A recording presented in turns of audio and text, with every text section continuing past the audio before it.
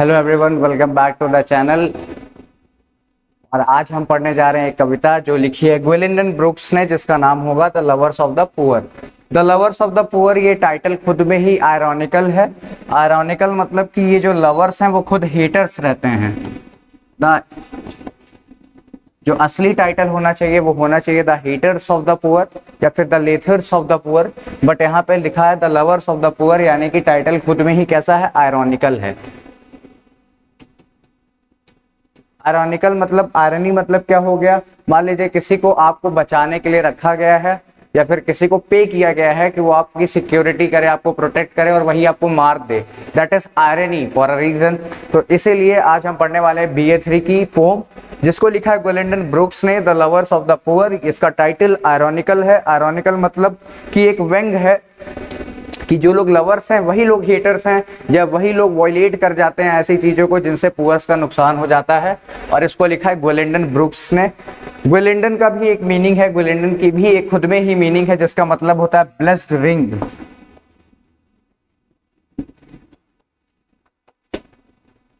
ग्वेलिंडन का मतलब होता है ब्लेस्ड रिंग, यानी कि एक ऐसी कोई रिंग जो कि क्या हो, ब्लेस्ड हो। About the poet Gwendolyn Brooks, the year of birth is 1917। इनका जो year of birth है वो था 1917, और year of demise यानी कि इनकी मृत्यु कब हो गई तो वो था 2000, सन 2000 में। was an American poet, ये American poet थी। she is a female, मतलब ये female थी। author and teacher, she was also a teacher। she was the first African American to win a Pulitzer Prize। important है ये, पहली African American थी जिनको पुलिट्जर प्राइज मिला हुआ है। Which she received for her book poetry, her book of poetry Annie Elon.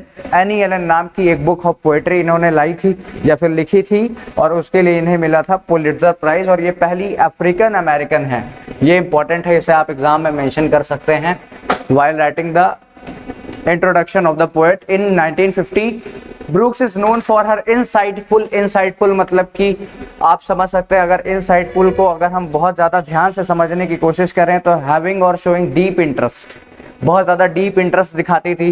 Powerful and often poignant portrayals of urban African American life. Urban African American life यानी कि शहरों में जो अफ्रीकन लोग थे, शहरों में जो अफ्रीकन लोग थे जो कि अमेरिका में रह रहे थे, तो उनका जो कॉम्प्लेक्शन था वो था डार्क कॉम्प्लेक्शन होने की वजह से इनको जॉब अपॉर्चुनिटीज नहीं मिलती थी।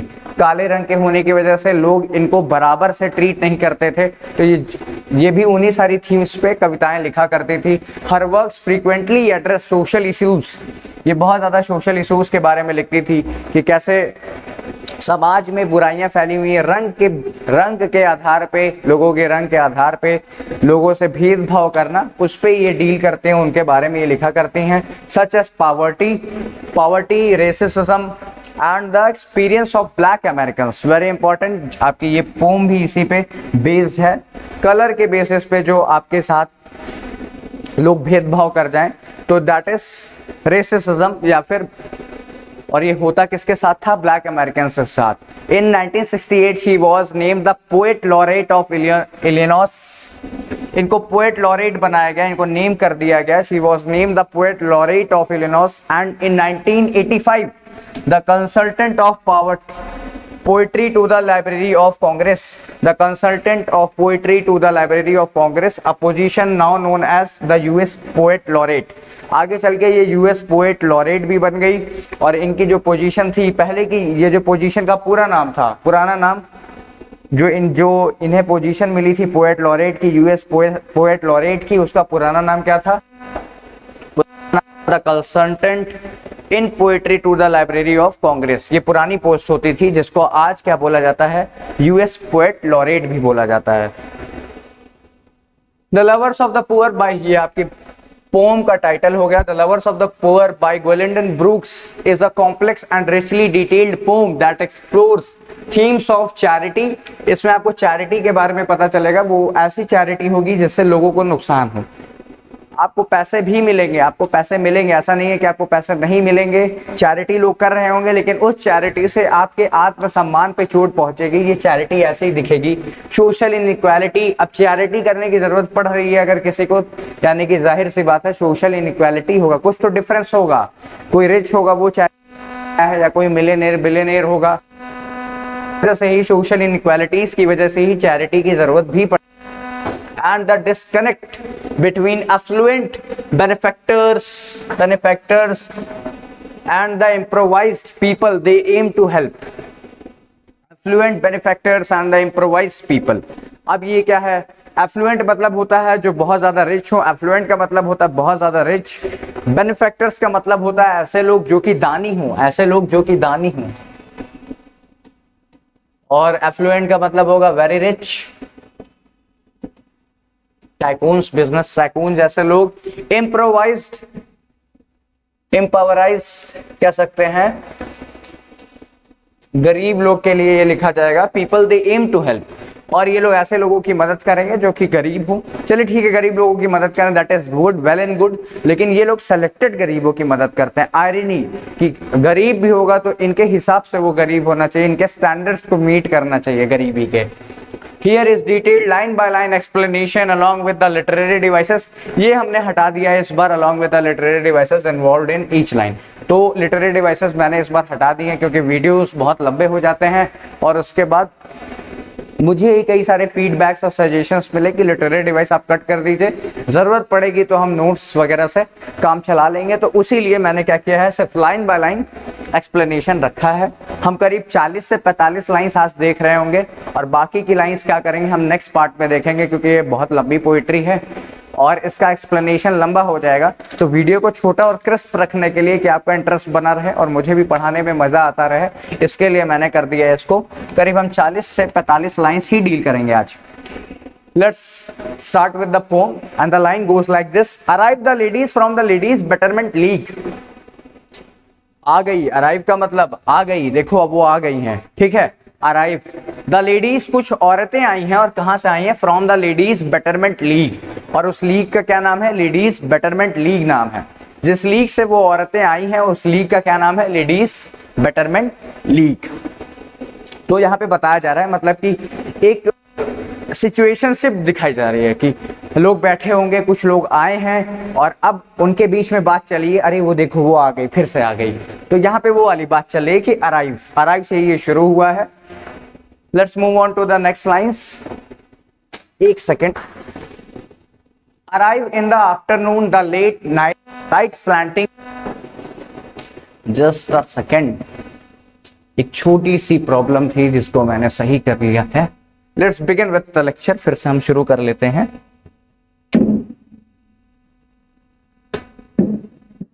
Okay, arrive in the afternoon the late night slanting. अब ये लोग आई हैं दोपहर के समय में, और arrive in the afternoon the late light slanting, ये देखो ये थोड़ा सा कॉन्ट्राडिक्टरी हो रहा है कि आफ्टरनून में तो लाइट्स पड़ती हैं, आपका सन होता है, सन आप जस्ट हेड पे होता है, आपका सन आप है जस्ट आपके हेड के ऊपर है, तब उस समय पे आपकी लाइट जो है वो स्लैंटिंग नहीं पड़ सकती है, तब डायरेक्टली पड़ती है। यानी कि ये आफ्टरनून के बाद वाला समय है, और स्लैंटिंग से ये मतलब है हो सकता हो 3 के बाद का समय, 3 PM के बाद का समय, तभी तो लाइट स्लैंटिंग पड़ रही है। लाइट स्लैंटिंग पड़ने का मतलब है कि वो थोड़ा देर से आई हैं, क्योंकि उनका कॉम्प्लेक्शन बहुत गोरा है, क्योंकि उनका कॉम्प्लेक्शन बहुत गोरा है। ऑफेंड होने वाली बात नहीं है, अब पोएट ने ही ऐसी चीजें लिख दी हैं तो हमें तो बताना पड़ेगा ही। तो उनका कॉम्प्लेक्शन बहुत ज्यादा गोरा है, जिस वजह से वो क्या करती हैं, डायरेक्ट सनलाइट को अवॉइड करती हैं, दोपहर के समय के बाद में आती हैं, जब रोशनी कैसे पड़नी, स्लैंटिंग लाइट पड़ने लग जाए। Let's move on to the third line. Undiluted gold bars across the bewildered brag. Brag का मतलब क्या होता है? दिखावा करना।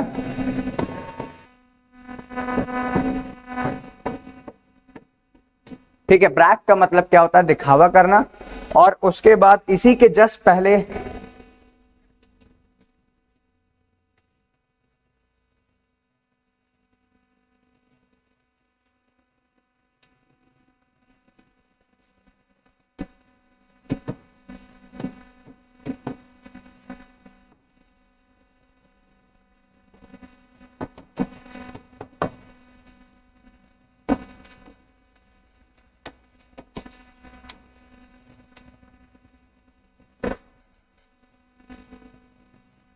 हेलो हेलो, हाँ अब ये सही हो गया है, अब आवाज आएगी आपको। Undiluted gold bars across the boulevard Bragg.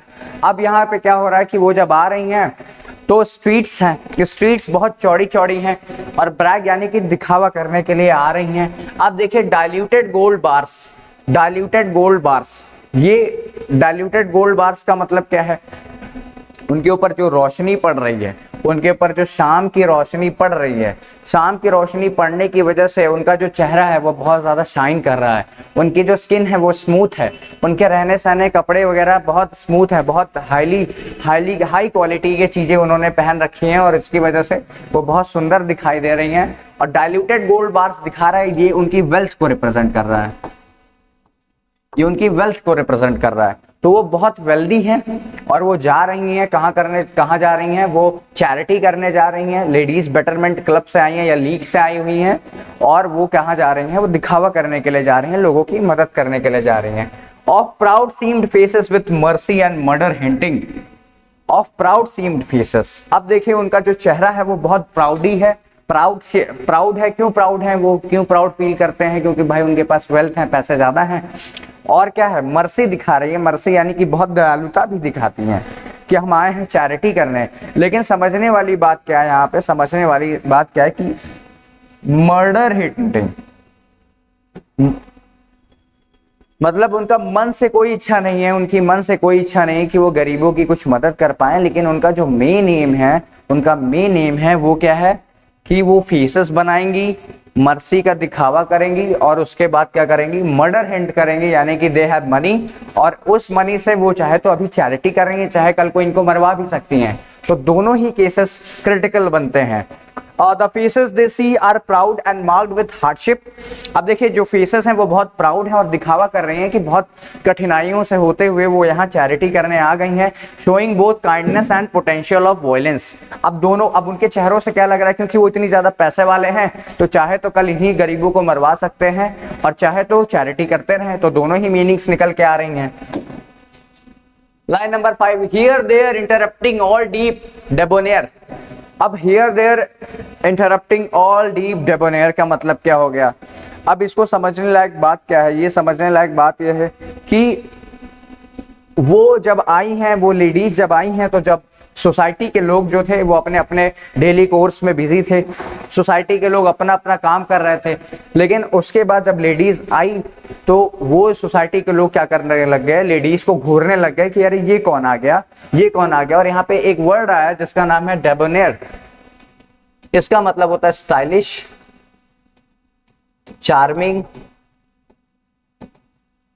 तो एक सोसाइटी है जो कि स्लम है, एक सोसाइटी है जो कि स्लम जैसी है और उसमें ऐसे लोग आ गए हैं जो कि बहुत स्टाइलिश हैं, जो कि बहुत चार्मिंग है, जो कि बहुत कॉन्फिडेंट है। क्योंकि वो स्टाइलिश और चार्मिंग है इस वजह से वो कैसे दिख रहे हैं, कॉन्फिडेंट भी दिख रहे हैं। तो गरीबों के बीच में ऐसा कोई आ गया तो उनके लिए एक बहुत अचंभे वाली बात हो गई, वो लोग एकदम आंखें फाड़ फाड़ के देखने लग गए।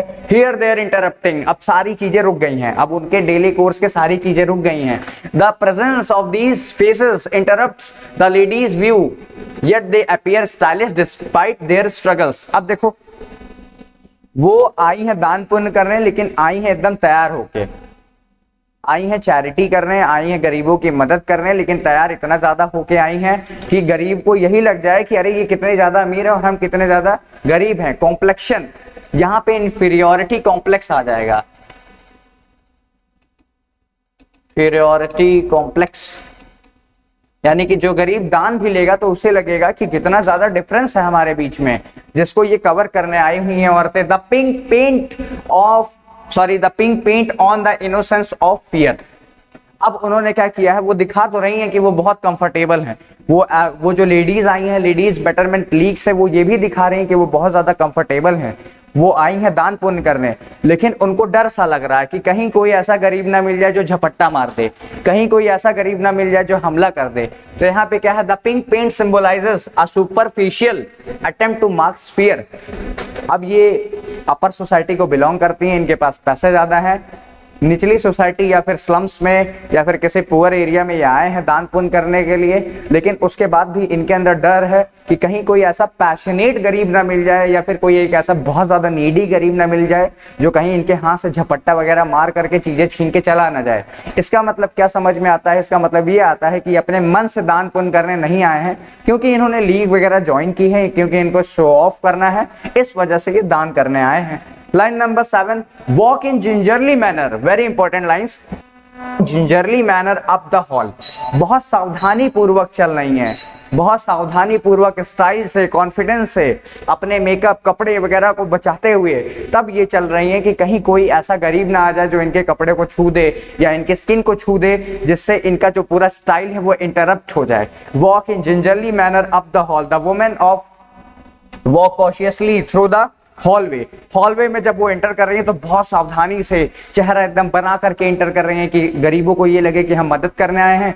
मन में डर है, मन में डर बैठा हुआ है कि कहीं कोई गरीब हमला ना कर दे, कोई गरीब मेरी ड्रेस ना खराब कर दे, ऐसे डरों से ये भरी हुई हैं। Moving on to the line number 8 पे अगर हम जाएंगे तो वो आपको दिखेगी कुछ इस तरह से, cutting with knife served by the softest care. अच्छा, ये बहुत इंटरेस्टिंग आयरॉनिकल लाइन हो गई फिर से, cutting with the knife served by the softest care.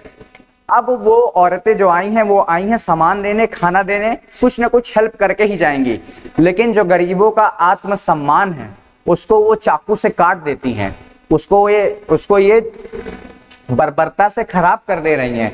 वो जो गरीब लोग हैं, वो जो डार्क कॉम्प्लेक्शन लोग हैं, वो तो कुछ मांगने नहीं गए, लेकिन ये जो बेटरमेंट लीग से जो लेडीज आई हुई हैं वो क्या कर रही हैं? गरीबों के आत्मसम्मान पे वार कर रही हैं। गरीबों के आत्मसम्मान पे वार करने का मतलब क्या है? क्योंकि गरीब ने कुछ मांगा खुद से नहीं, ये उसे खुद से देने आई हैं, इतना ज्यादा तैयार होके देने आई हैं कि ये गरीब को इंफीरियरिटी कॉम्प्लेक्स आ जाएगा कि क्या इतना ज्यादा डिफरेंस है हमारे और इनके बीच में, इनके रहने सहने के तरीके और हमारे रहने के तरीके में इतना बड़ा गैप आ गया। यहाँ पे वही है, their actions through seemingly gentle as are sharp as knifes.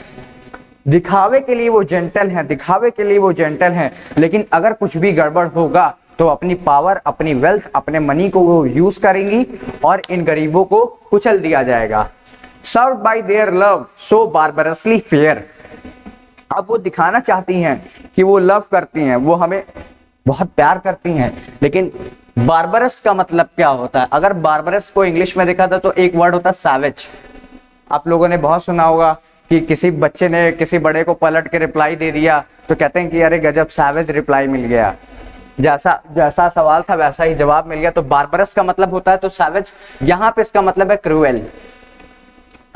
There love is described as barbarously fair, indicating a brutal kind of fairness. अब देखो ये ऑक्सीमोरोन हो गया। ऑक्सीमोरोन क्या हो गया? क्यों ऑक्सीमोरोन हो गया?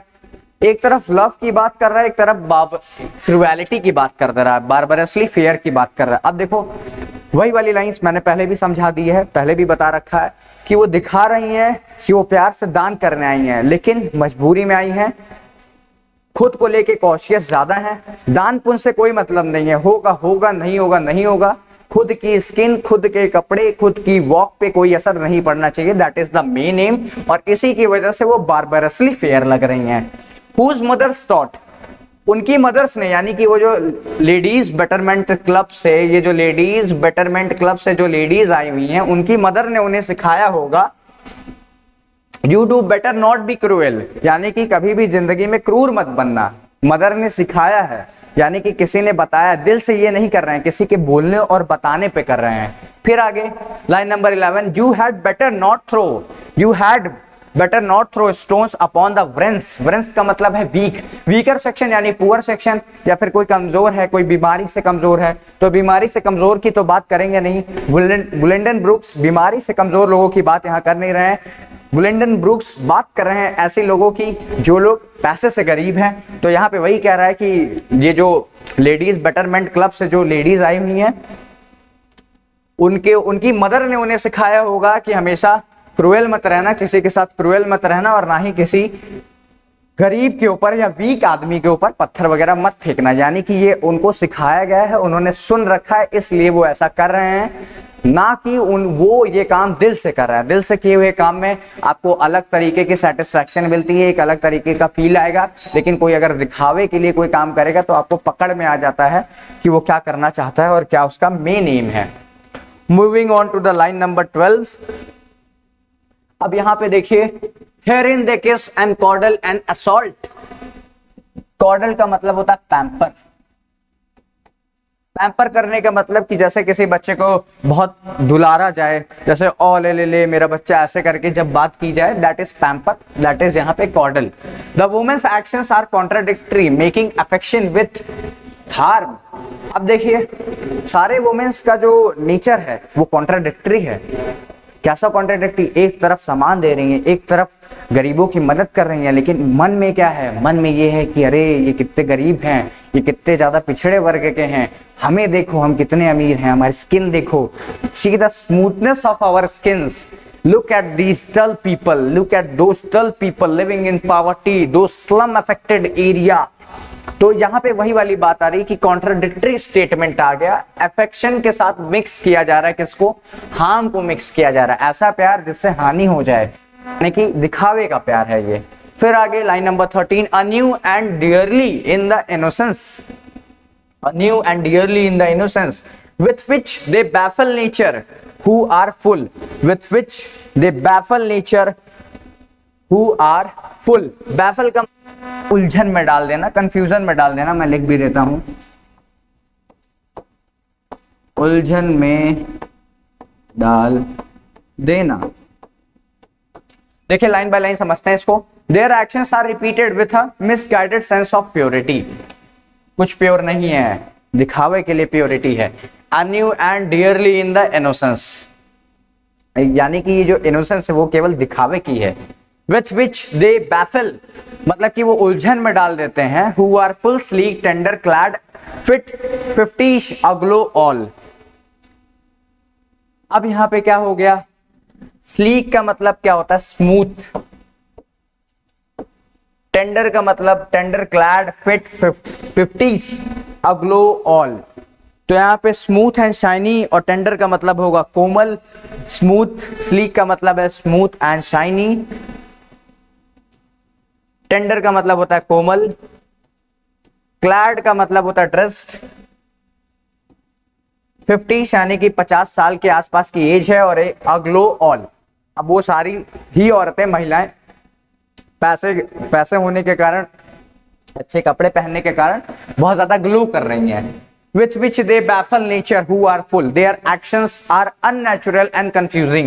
करना कुछ चाह रहे हैं, कर कुछ रहे हैं, दान भी कर रहे हैं तो मुंह बना बना के दे रहे हैं कि कहीं हाथ वगैरह न टच हो जाए। मान लीजिए आप किसी को कोई सामान दे रहे हैं, किसी गरीब की मदद कर रहे हैं, और ये इस बात का बहुत ज्यादा ध्यान दे रहे हैं कि कहीं उसका हाथ आपके हाथ से न टच हो जाए। तो ऐसा कॉन्ट्रडिक्टरी एक्शन देखने को मिल रहा है।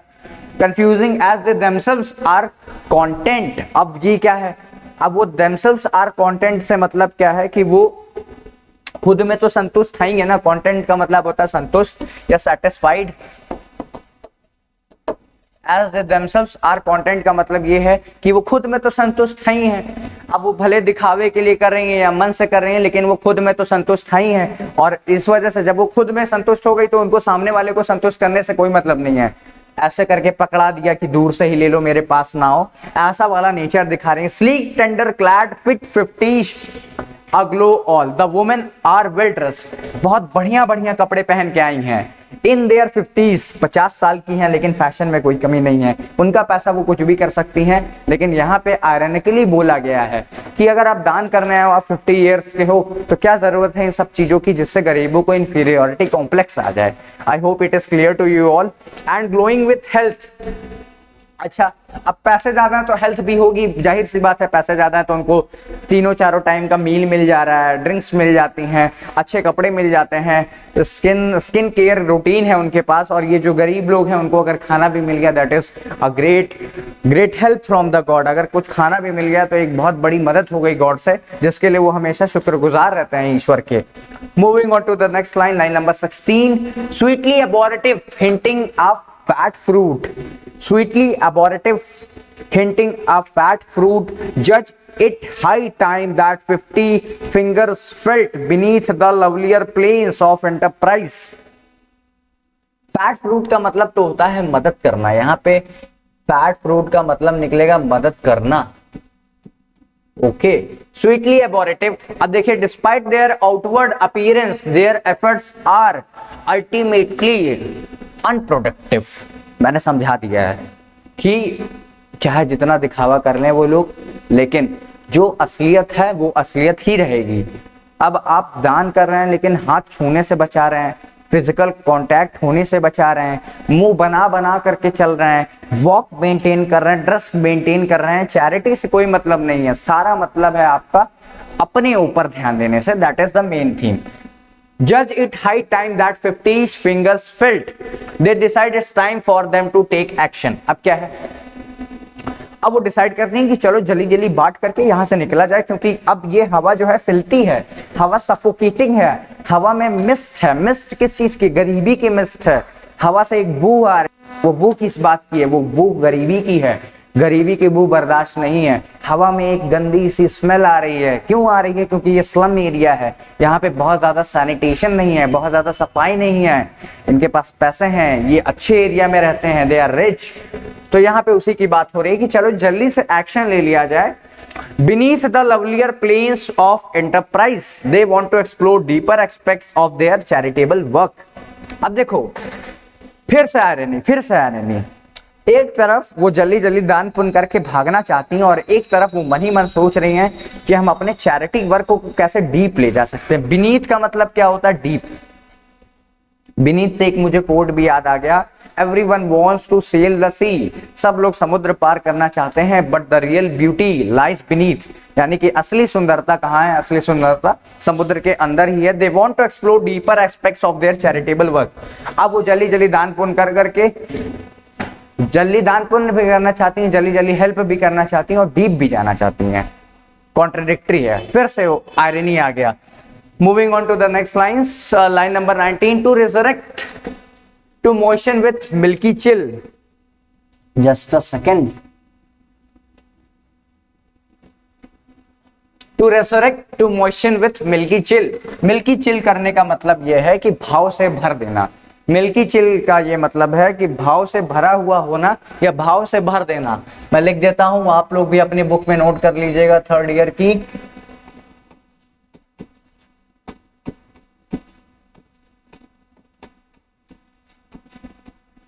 भाव से भरा हुआ होना, यानी कि वो क्या करने आई है? Their goal is to revive and refresh. अब वो आई हुई है, गरीबों की मदद करेंगे, तो जो कुछ भी गरीबों को सामान मिल जाएगा उनसे उनकी थोड़ी सी मदद हो जाएगी, तो गरीबों का माइंड जो है वो रिफ्रेश हो जाएगा कि चलो थोड़ी सी तो हेल्प आ गई। उनका ये एम है, और वो क्या दिखा रही हैं कि वो मिल्की चिल के साथ आई हैं, यानी कि भाव से भरी हुई हैं, लेकिन अंदर से ही कैसी हैं? क्रूर हैं। हाथ वगैरह बचा रही कि किसी गरीब से टच ना हो जाए। चलते वक्त बहुत ध्यान दे रही हैं कि मेरा फैशन ना खराब हो जाए। स्किन वगैरह स्मूथ है। आई भी हैं तो दोपहर के टाइम या सुबह के टाइम नहीं आई हैं, ऐसे टाइम पे आई हैं जब शाम हो गई हो, और उनकी स्किन जो है वो चमके। जब शाम का सूरज ढलता है तो सुनहरी किरणें पड़ती हैं। जब सुनहरी किरणें पड़ती हैं तो जो गोरे कॉम्प्लेक्शन के लोग होते हैं उनकी स्किन चमकती है। तो ये उनका मेन पर्पस है, और इससे वो क्या ला रही हैं? गरीबों के अंदर क्या लेके आ रही हैं? वो इंफीरियोरिटी कॉम्प्लेक्स पैदा कर दे रही हैं, ना चाहते हुए भी। क्या पता यही एम हो, हमें पता तो है नहीं गुलेंडन ब्रुक्स ने क्या सोच के ये लिखा है। सारे टीचर्स का एक्सप्लेनेशन अलग अलग हो सकता है। चलिए move on to the lines. हम 20th लाइन देखते हैं। To be random, hitching, post और प्लश। इंपॉर्टेंट लाइन्स हैं। They aim to be source of support whether practical और लग्जूरियस। ये सपोर्ट दिखाने के लिए आई है। जब ये गरीबों की मदद करेंगी, उनसे बात करेंगी, उनसे दर्द और सुख दर्द दुख दर्द साझा करेंगी, तो क्या होगा? इससे वो या तो प्रैक्टिकल सपोर्ट दे पाएंगी, मोरल सपोर्ट दे पाएंगी, या तो लग्जरियस सपोर्ट दे पाएंगी। मान लीजिए किसी के पास खाना नहीं, उसको खाना दिया, किसी के पास ब्लैंकेट नहीं, उसको ब्लैंकेट दे दिया, तो या तो ये लग्जरियस सपोर्ट दे देंगी, या तो फिर क्या करेंगी? प्रैक्टिकल सपोर्ट करेंगी, बात वगैरह करके कि चलो तुम्हारी नौकरी लगवा दूंगी, सुपरफिशियल बातें कर करके। लाइन नंबर 22 देखते हैं। मुझे लगता है कि एक लाइन मिस हो गई है यहाँ पे, अगर मैं गलत नहीं हूं तो यहाँ एक लाइन मिस हो गई है। They want to be available for those in need. एक लाइन यहाँ पे कट हो गई है, लेकिन उसका मतलब यहाँ दिया हुआ है, मैं उसे आपको बता देता हूँ। मेरे पास करंटली बुक नहीं है, नहीं मैं वो भी रीड कर देता। लाइन नंबर 21 तुम लोग काउंट कर लेना। और लाइन नंबर 21 का क्या मतलब है, they want to be available for those in, ये चाहते हैं जो जरूरतमंद लोग हैं। अब यहाँ पे एक चीज फिर से कंट्राडिक्टरी आ गया, आयरनी आ गया कि ये जो जरूरतमंद लोग हैं, ये जो जरूरतमंद लोग हैं ये भी वही डिसाइड करेंगे कि कौन जरूरत है। ये उन्हीं लोगों की मदद करेंगे जिनका रंग काला ना हो, जो पूरी तरीके से काला ना हो। ये उन्हीं गरीबों की मदद करेंगे जो थोड़े गोरे हों। ये उन्हीं गरीबों की मदद करेंगे जो पूरी तरीके से ना गरीब हो। अगर कोई ऐसा गरीब है जिसको सच में जरूरत है, जो 3-4 दिन से भूखा है, तो वो झपट्टा मार देगा, उससे इनका फैशन सेंस, डिजाइन गड़बड़ हो जाएगा, इसलिए ये उनकी मदद नहीं करेंगी। तो यहाँ पे ये क्या करना चाहती हैं, ये ऐसे लोगों की मदद करना चाहती हैं जो कि जरूरतमंद हो। लेकिन जरूरतमंद लोग कौन होंगे ये भी कौन डिसाइड करेगा, women of the betterment league ही डिसाइड करेंगी। Line number 22, their guild is giving, guild मतलब यहाँ पे है जॉब से या फिर ड्यूटी से या फिर कह सकते हैं कर्तव्य से, is giving money to the poor. The organisation purpose is charity, यानी कि यहाँ पे जो ऑर्गेनाइजेशन है उसका पूरा प्योर पर्पस क्या है या सोल पर्पस क्या है, ऑर्गेनाइजेशन का जो सोल पर्पस है वो है चैरिटी। वो क्या करना चाहती हैं, वो चैरिटी करना चाहती हैं। और किसको मनी देना चाहती हैं, पुअर्स को। और यहाँ पे गिल्ड का मतलब क्या है, जॉब या ड्यूटी। और वो क्या जॉब क्या है इनका, पुअर्स की मदद करना है। लाइन नंबर 23, द वर्दी पुअर, मैंने पहले ही आपको बता रखा था, गरीब भी ये चुनेंगे कि कौन असली गरीब है और कौन नकली गरीब है। जो सचमुच के गरीब होंगे, जिनको सच में जरूरत है, ये उनकी मदद नहीं करेंगे। इनको गरीब भी कैसा चाहिए, वर्दी चाहिए, काबिल गरीब चाहिए। काबिल गरीब यानी कि व्हाइट पीपल। काबिल गरीब कौन होंगे इनके हिसाब से, व्हाइट पीपल, यानी कि जो लोग गोरे लोग हैं, अगर वो प्रॉब्लम में है, फाइनेंशियल क्राइसिस में है, तब ये उनकी मदद करेंगी। अगर कोई काला आदमी है या फिर थोड़ा डल कॉम्प्लेक्शन का है, तब ये उसकी मदद नहीं करेंगी। द वेरी वेरी वर्दी। और ये जो क्राइटेरिया है ये बताता है, ये आयरनी है कि कैसे गरीबों में भी छांटा जा रहा है कि ये अच्छा गरीब है और ये बेकार गरीब है। इस गरीब की मदद हमें करनी है, इस गरीब की मदद हमें नहीं करनी है। तो यहाँ पे वही लाइंस लिखी हैं, द वेरी वेरी वर्दी। अगली लाइन देखते हैं, आप एक्सप्लेनेशन पढ़ लीजिएगा। आई होप कि मैंने सब समझा दिया होगा। डीम मतलब क्या है, डीम डिजर्विंग, जो सच में डिजर्विंग हो। सीम नहीं होगा, आपको अगर ये लग रहा है कि यहाँ पे सीम होगा तो सीम नहीं होगा। डीम भी एक वर्ड है जो एग्जिस्ट करता है, डीम भी एक वर्ड है जो एग्जिस्ट करता है। और आगे हम देखते हैं, and beautiful poor perhaps just not too स्वार्थी। स्वार्थी का मतलब क्या है, डार्क कॉम्प्लेक्स।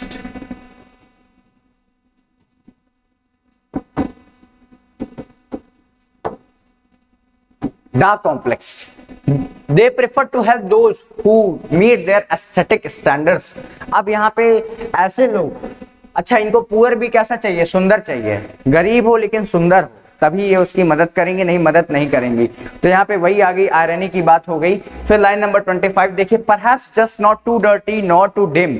ना ही वो बहुत ज्यादा गंदा होना चाहिए, ना ही वो गरीब आदमी बहुत ज्यादा गंदा होना चाहिए, ना ही वो बहुत काला होना चाहिए। तब जाके ये जो लेडीज ऑफ बेटरमेंट लीग है तभी ये उसकी मदद करेंगे, नहीं तो मदद नहीं करेंगे। Line number 26, not passionate. अगर कोई सच में भूखा होगा, जब वो देखेगा कि खाना बट रहा है तो भाग के आएगा और झपट्टा मार देगा। तो ऐसे लोग ये मदद नहीं करेंगे, उनसे ये दूर रहेंगी, उनसे ये बहुत ज्यादा दूर रहेंगी। In truth what they could wish they also avoid those who are too passionate। यहाँ पे वही मतलब निकल के आ रहा है, ऐसे गरीब जिनको सच में जरूरत है ये उनसे पूरा दूर रहने की कोशिश करेंगे, उनके पास नहीं जाएंगी, क्योंकि इनको ऐसा लगता है, the ladies of betterment league या फिर the ladies of betterment club की लेडीज को ये लगता है कि अगर कोई सच में गरीब होगा, जब वो ये झपट्टा वगैरह मार देगा हमारे ऊपर तो हम हर्ट हो जाएंगे। हम लोग वीक हैं, टेंडर हैं, हम लोग बहुत ज्यादा कैसे हैं, हम लोग मखमल हैं, कोमल हैं, हम लोग बहुत ज्यादा पैम्पर्ड लोग हैं, रिच लोग हैं, हमें जरा से भी चोट बहुत भारी पड़ सकती है, इसलिए हम ऐसे लोगों की मदद करना अवॉइड कर देंगे। Line number 27, is something less than derelict or dull, is something less than derelict or dull। फिर आगे देखते हैं, not slouch enough to stab, though gaze for gaze, God shield them sharply from the beggar bold। अब यहाँ पे derelict का मतलब क्या होता है, derelict का मतलब ऐसी चीजें जो बहुत समय से यूज ना हो रही हो।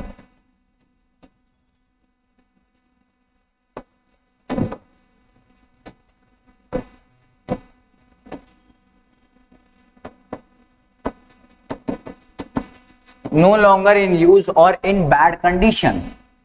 They preferred the poor to be neither completely destitute nor boring. अब इनको पुअर भी कैसा चाहिए, जो थोड़ा इंटरटेनिंग हो, जब ये आए तो हाथ वगैरह जोड़ने लग जाए, इनको थोड़ा इंटरटेन करे, इनको सेल्फ सेटिस्फाई करे, यानी कि जब आप किसी की मदद कर रहे हैं तब उसने आपके सामने बहुत हाथ जोड़ दिया, बहुत मिन्नतें कर दी, आपको एक भगवान का दर्जा दे दिया कि आप आए तो ही हम जिंदा बच गए, नहीं हम मर उड़ जाते, ऐसे वाले ये पुअर चुनेंगी और उसके बाद उनकी मदद करेंगी। फिर लाइन नंबर 28 देखिए, not stout enough to stab through gaze for gaze, they avoid those who might be strong enough to challenge them. अब क्या होगा, यहां से स्टैब मतलब होता है खंजर मार देना, चाकू घोंप देना। Not stout enough to stab दो गेज फॉर गेज, यानी कि ये उन पुअर्स को अवॉइड कर देंगी जो थोड़े स्ट्रॉन्ग होंगे। ऐसे पुअर्स जो थोड़े से हट्टे कट्टे हैं, थोड़े से डार्क कॉम्प्लेक्शन के हैं या ज्यादा पावरफुल हैं, उनके पास जाने से ये बचेंगी। क्यों? क्योंकि अगर उन्होंने कोई चीज झपट्टा मार ली, क्योंकि वो अपना हक ले लेंगे, उन्हें दिखेगा कि बट रहा है तो जाके उठाएंगे। एक पुअर आदमी को मैनर्स और एथिक्स से कोई मतलब नहीं, वो थैंक यू बोलना थोड़ी ना पसंद करेगा, वो पॉवर्टी स्ट्रक है, उसको कोई चीज दिखी वो उठाएगा और चल देगा, क्योंकि उसको उस चीज की जरूरत है। क्या पता जब ये लोग बांट रहे हो तो वो भाग के और चोरी करके चला जाए। तो इस वजह से ऐसे पुअर्स को ये अवॉइड कर देंगी जो कि पैशनेट हो, जो कि सच में पॉवर्टी ड्रिवन हो। God shield them sharply from the beggar bold to pray to be protected from aggressive beggars. अब देखिए, आई हैं गरीबों की मदद करने, पूरा तैयार होके आई हैं और उसके बाद भगवान से प्रार्थना भी कर रही हैं कि कहीं सचमुच के गरीब से सामना हो जाए, कहीं सचमुच के गरीब से सामना ना हो जाए, कि अगर कोई असली का गरीब हो या फिर कोई थोड़ा ताकतवर गरीब हो जो थोड़ा खाए पिया और उसको सच में जरूरत हो तो आएगा, भागता हुआ आएगा, झपट्टा मारेगा, लेकर के भाग जाएगा। और हम थोड़े से वीक हैं, हम लोग बहुत पोलाइटली रहते हैं तो हम हर्ट हो जाएंगे। तो ऐसे गरीबों से बचने की भी कोशिश करेंगे ये लोग। फिर क्या है, the noxious needy ones whose battles bad, they are repulsed by those whose need is overt and unhidden। अब यहां पे क्या है, रिपल्स का मतलब तो आप जानते हैं कि आप किसी चीज को अवॉइड करने की कोशिश करें। ओवर्ट का मतलब होता है done in a open way.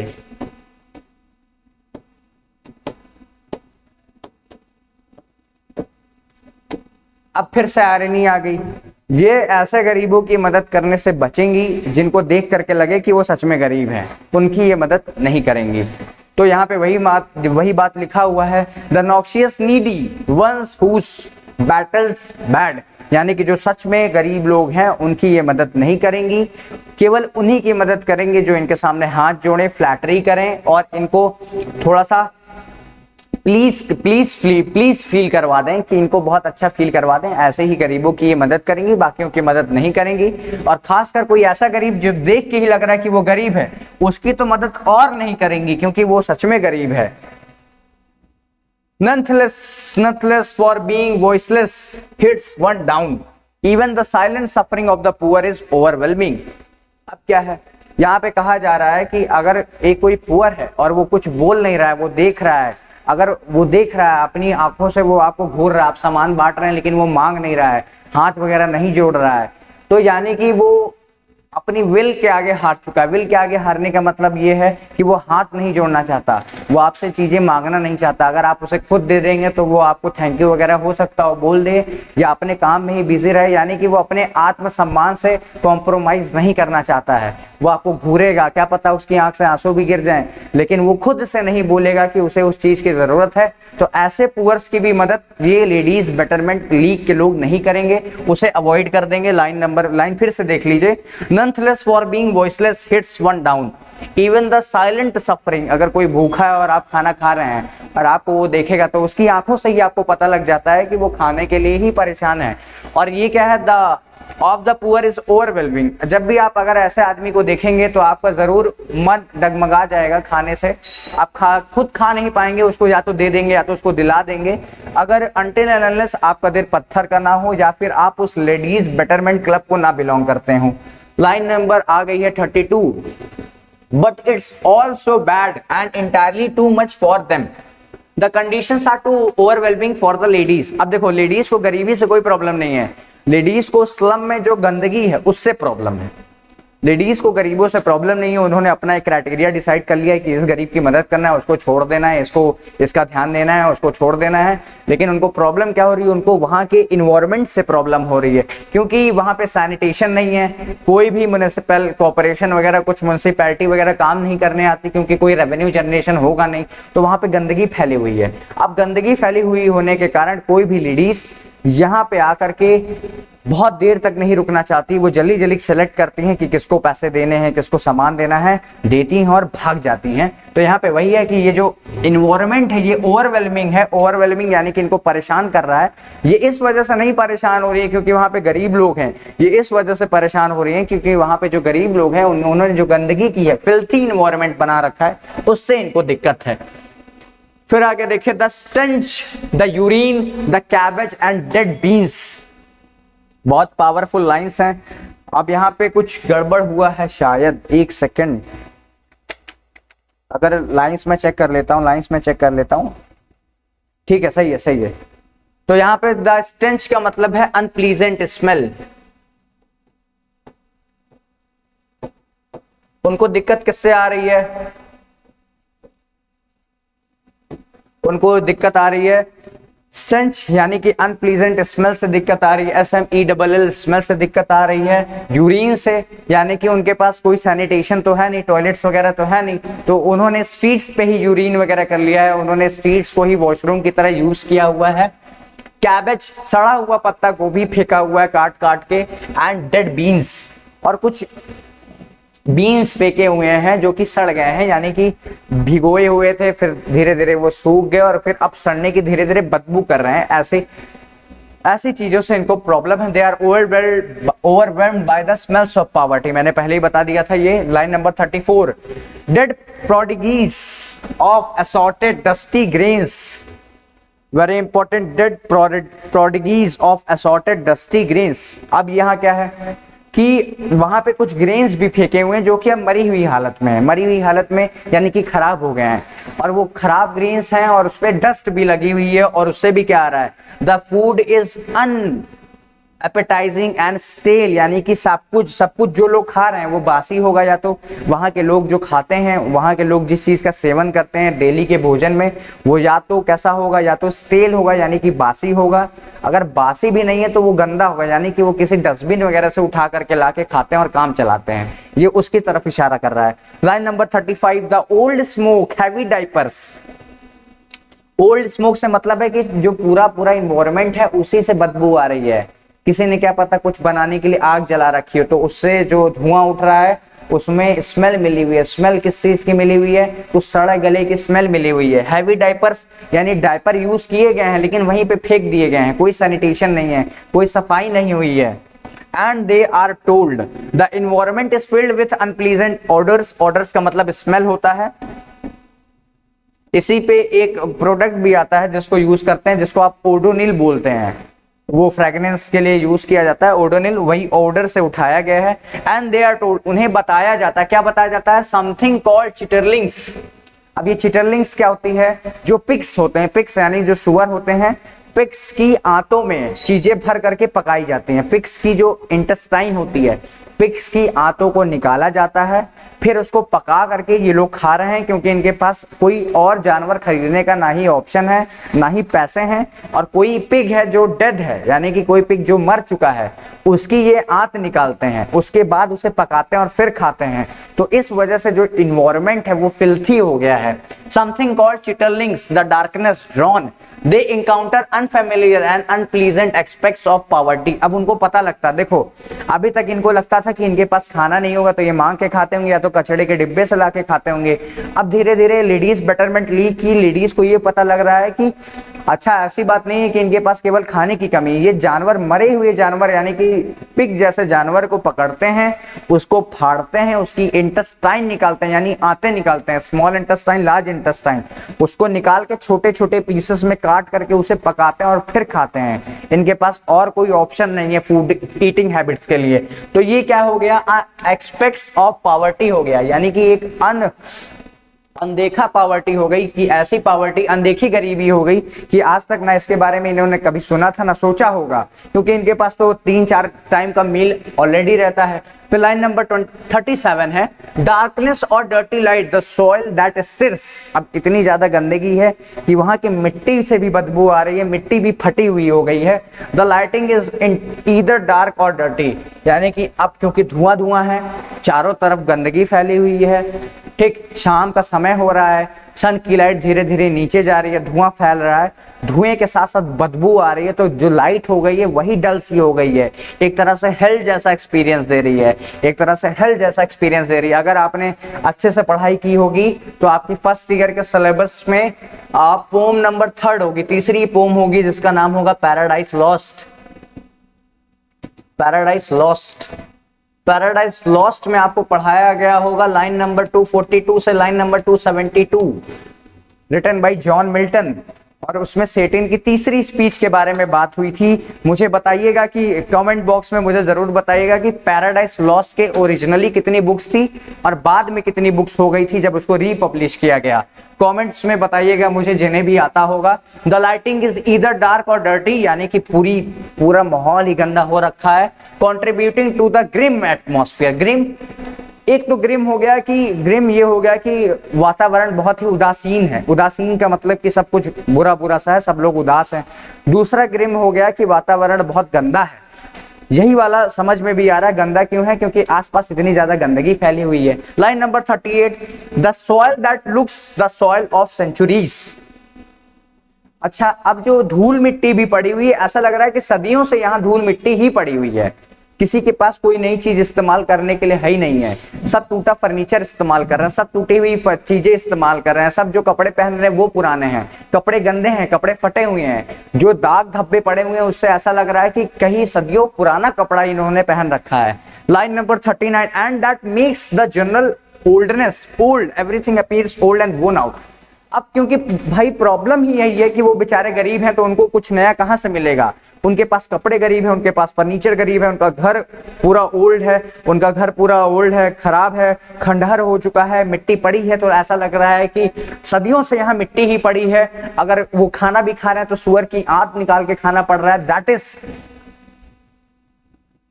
Is chaos of life, so pathetic.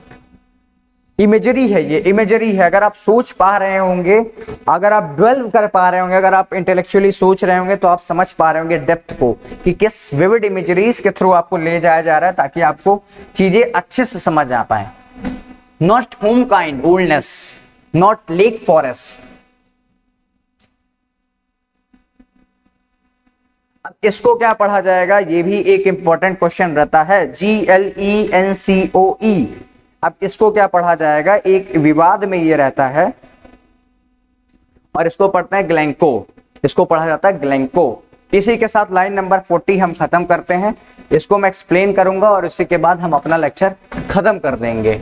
The speaker dismisses oldness and names to affluent suburbs of Chicago, Lake Forest and Glencoe, suggesting that the scene is not characteristics of these well established areas। यानी कि वो difference लाने की कोशिश कर रहे हैं। क्या ग्लैंको एक एरिया होता है? ग्लैंको एक एरिया है जो थोड़ा सा पॉश एरिया होगा। जैसे कोई चीज पुरानी है, कोई चीज पुरानी है तो उसमें भी एंटीक व्यू आता है। आप किसी पुरानी हवेली पे जाइए, किसी पुराने महल पे जाइए, तो एशियंट वो दिखता है, तो उसमें ब्यूटी होती है, उसमें ब्यूटी है। क्यों ब्यूटी है? क्योंकि वो पुराना है, उसको कंजर्व किया गया, प्रोटेक्ट किया गया, सजाया गया है, साफ सुथरा रखा गया है। यहाँ पे जो लोग हैं उनका जो घर है पुराना है, एशियंट है, लेकिन गंदा है, पैथेटिक है। That is pathetic and that is bathos in the poetry. यही क्या है? बैथोस है। तो इसी के साथ हम इसे खत्म करते हैं और हम नेक्स्ट लाइन यानी कि लाइन नंबर 41 से देखेंगे पार्ट नंबर 2 में। Thank you for watching.